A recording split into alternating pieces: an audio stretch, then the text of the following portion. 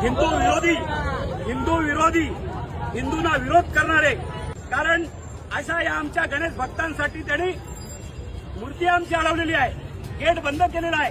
आज 1 तास झाला आम्ही या ठिकाणी रस्त्यावर उभे आहोत आणि त्यांनी गेट आमचा बंद केलेला आहे. याची प्रशासनाने आणि गणेश भक्तांनी नोंद घ्यावी, आपल्याला हात जोडून विनंती आहे. आणि असल्या ह्या हिंदू विरोधी लोकांना लक्षात ठेवून त्यांना पुढचा काय कार्यक्रम वाजवायचा ते आपण